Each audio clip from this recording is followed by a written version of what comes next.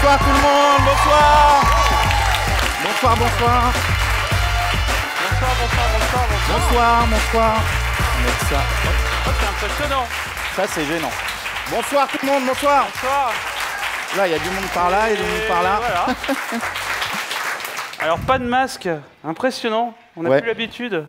Ouais, c'est marrant parce que dans les salles de spectacle, on est face à un séminaire de chirurgien dentiste normalement. Ouais. Ah, je vous assure, franchement, on n'a plus l'habitude. En plus, on fait un petit peu gaffe, on vous le cache pas, parce que nous, jusqu'à présent, on n'a pas eu énormément de chance avec le Covid. On a débuté ce spectacle quand, Quentin? Bah, c'est pas compliqué, le 7 mars 2020, une semaine avant le confinement. Voilà. Ouais, c'est véridique, on a eu du pif hein, quand même. Ouais, la vista, comme on dit, après, il faut voir le bon côté des choses. Ça nous a permis de répéter très longtemps. Ouais, bah 6 mois, après un petit peu de dépression, un peu d'alcool, puis on a pu reprendre. Ouais, on a repris 12 jours. Puis après, deuxième confinement, le plus près, quoi. Ouais, d'octobre à maintenant, quoi. Pendant un an, on s'est un petit peu accroché, quoi. On a tenu bon. Après, on a gardé le moral. Puis là, on est un peu mauvaise langue parce qu'on est très content d'être avec vous ici à la scène Voici. Merci beaucoup d'être là. Merci. Vous enflammez pas parce que à chaque fois que nous on a repris le spectacle, en général 2 semaines plus tard, il y a eu un bordel. Donc, là, ça sent la guerre nucléaire. Là. Et puis surtout, Quentin, peut-être qu'avant de rire, on peut se poser la question du pourquoi rit-on? Ah, ça, je sais, Eric. L'homme rit pour mettre à distance la mort.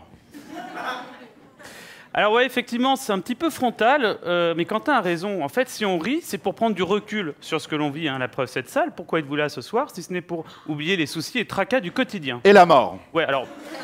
Car la réalité n'est pas franchement amusante. Nous sommes en pleine pandémie mondiale depuis maintenant 2 ans et chaque jour un nouveau variant fait son apparition. Delta, Alpha, Sierra, Tango, Oscar, Mike, Yankee, Mu. Je crois que les gens sont au courant, on est là pour rire quand même. Non, Eric, les gens ne sont pas au courant. As-tu lu le rapport du GIEC cet été? J'avais autre chose à foutre. Avez-vous lu le rapport du GIEC cet été? Ils avaient autre chose à faire, j'espère. Eh ben, vous feriez bien car la Terre, elle continue de brûler. Sur les 8,5 milliards de tonnes de plastique produits, seuls 9% sont recyclés. En 2050, 99% des oiseaux marins auront ingéré du plastique. Actuellement sur Terre, plus de 200 millions de personnes sont au chômage. 15% de la population mondiale vit avec moins de $2 par jour, ce qui est le seuil de l'extrême pauvreté. En Afrique subsaharienne, 37% de la population n'a pas accès à l'eau potable, ce qui provoque en moyenne chaque année le décès de 300 000 enfants de moins de 5 ans. Près d'1 milliard de personnes sont sous-alimentées. On appelle cela la famine. Bon, bah c'est cool, merci pour l'ambiance, c'est bien, hein. Bon, en vrai, en plus, il n'a pas complètement tort, Quentin. C'est vrai que l'actualité n'est pas forcément réjouissante, hein, on le voit tous les jours. À titre d'exemple, à main levée, c'est juste un test, qui peut dire qu'il a une vie fantastique? Juste à main levée. Ah oui, à ce point-là, d'accord, ok. Oui, personne. Donc, personne n'a touché les aides, a priori. Là, il va falloir augmenter la dose d'antidépresseurs. Hein. En fait, on se rend bien compte surtout que le rire est essentiel dans notre société actuellement. Si on veut parler du rire, on va vous parler de Bergson avec son essai sur le rire. Hein. Oui. On ne peut pas y échapper, évidemment. Bergson, c'est lui. Ça ne se voit pas sur la photo, mais il est considéré comme le Coluche du 19e siècle. Voilà. Bon. C'est, hein, il est pas... On va vous résumer simplement sa pensée. On peut dire que Henri Bergson était hostile au positivisme matérialiste. Comme tout philosophe vitaliste, il était pour un retour à une donnée immédiate de la conscience. Jusque-là, rien de bien compliqué, effectivement. Tout le monde a compris, c'est bon? Bon, bah... Apparemment, un public d'érudits chez Voici, on sent qu'on n'est pas chez Closer. Voilà. Ah, voilà, c'est... Là... On fait la même chez Closer, hein, vous en faites pas, mais à l'inverse. Alors, il y a un point essentiel avec Bergson, c'est que, selon lui, le comique est proprement humain. S'il n'y a pas d'humain, il n'y a pas de comique. Et pour cela, il a un exemple extrêmement simple, ce sont les paysages. Un paysage ne vous fera jamais rire. Hein, Quentin, est-ce que tu as déjà vu un paysage qui t'a fait rire? Pas du tout. Est-ce que quelqu'un a déjà vu un paysage qui l'a fait rire? Non, hein, c'est logique. Voici un paysage. Bon, là, si vous voyez, c'est qu'il y a un problème, hein, quand même. Maintenant, on va ajouter un élément humain. Voilà. Je t'en prie.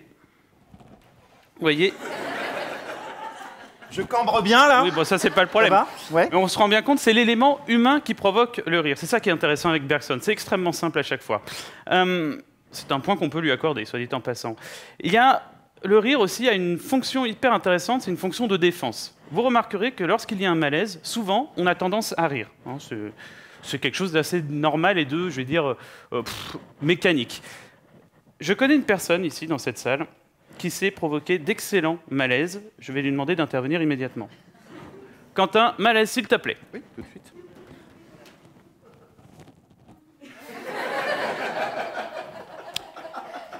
Et voilà, cette personne a rigolé. Il n'y a pas eu besoin d'un seul mot. On a tous regardé cette scène, on a ri, parce qu'on a éprouvé le malaise pour cette personne, et cette personne a dû rire. Alors, effectivement, le rire est une défense, mais c'est aussi une attaque. Et souvent, quand c'est une attaque, c'est qu'on peut dire que le rire sert à humilier, en quelque sorte. Hein. Il est un peu perfide.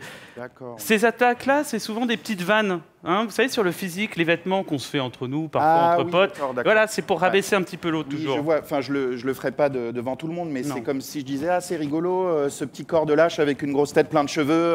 C'est rigolo. Voilà. Oui, je vois. Mais c'est bien de pas le dire, parce que moi, je pourrais te répondre, bah oui, bah, dans ce cas-là, moi, des cheveux, dans 20 ans, j'en aurai encore, et je pourrais t'en donner.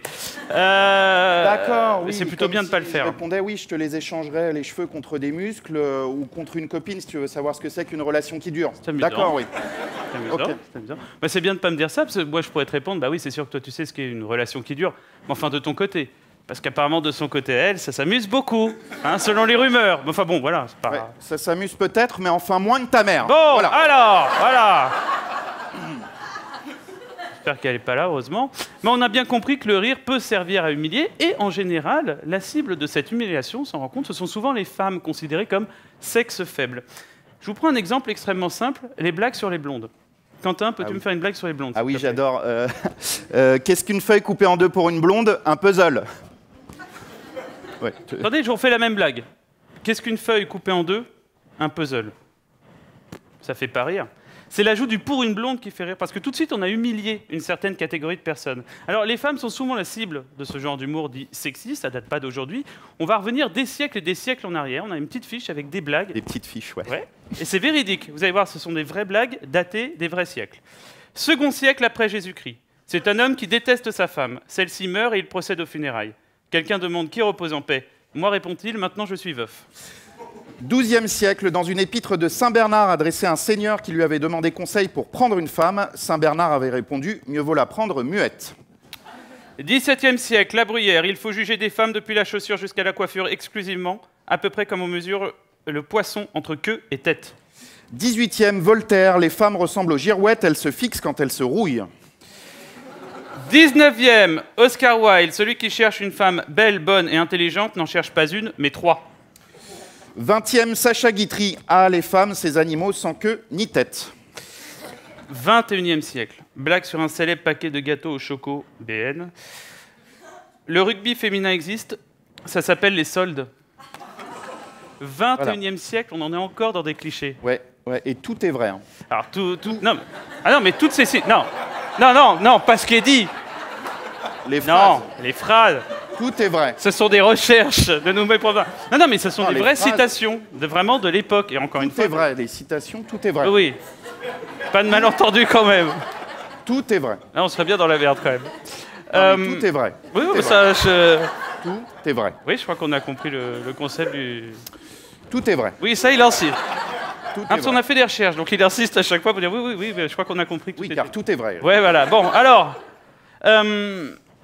ces personnes qui font ces blagues-là, en général, si vous leur faites une remarque du genre, même délicatement, hein, c'est peut-être un poil sexiste, un petit peu misogyne, vous aurez droit toujours au même système de défense en face de vous.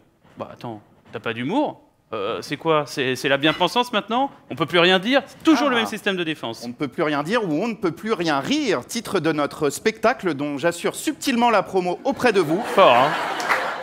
Fort. Voilà, hein. Rendez-vous tous les mardis et mercredis à 19h30 au Palais des Glaces à Paris. Comme c'est subtil, Quentin. Alors, avant de vous laisser, tout simplement, hein, parce qu'on arrive à la fin quand même. Oui, et de continuer à jouir de la vie. Oui, jouir, bah pourquoi pas. On va vous laisser sur quelques questions, quelques pistes de réflexion sur le rire. Hein, parce qu'on a tellement de choses à dire sur le rire, mais effectivement, on n'a pas non plus énormément de temps pour venir au spectacle. On va s'interroger sur le rire afin d'ouvrir le débat. Donne-moi les fiches plutôt que la chorégraphie. Voilà, on ouvre le débat. Très important. Voilà, tu l'ouvriras bien le débat. Alors, y a-t-il une tyrannie du rire? Si oui, sommes-nous des collabos? 7 Français sur 10 se trouvent drôles, qui sont les 3 autres complètement dépressifs? Être mort de rire ne prouve-t-il pas que nous sommes bien vivants? Pourquoi l'humour taliban n'a-t-il pas pris? Peut-on rire de tout, même en prenant du sirop?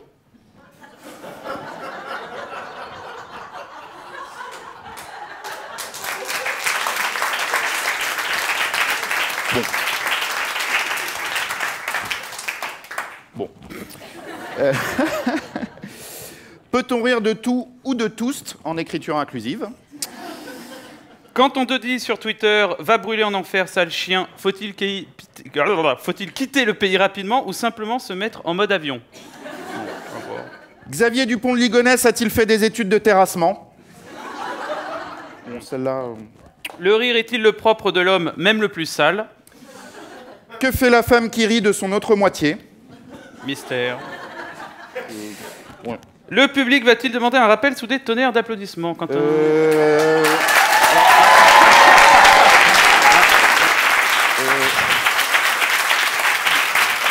Alors, dois-je te rappeler, Eric, que nous n'avons pas de rappel? Bah ouais, c'est ça le piège. Faut te dire au revoir discrètement au public, Quentin. Nous allons quitter la scène discrètement. Merci beaucoup. Merci. Merci. Merci. Merci beaucoup.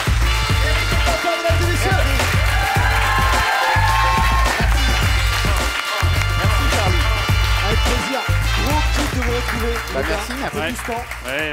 Alors, où est-ce qu'on peut venir voir le spectacle en entier? Quentin fait une promo assez subtile. Tu peux la répéter, Quentin? Pour ceux qui seraient arrivés en cours de route. Donc, le mardi et le mercredi soir à 19h30 au Palais des Glaces à Paris, puis en tournée province. Un peu partout. Et bientôt en Corée du Nord aussi. Voilà. Eric et Quentin, merci beaucoup. Merci, Charlie. Ciao. Merci. Merci. Merci.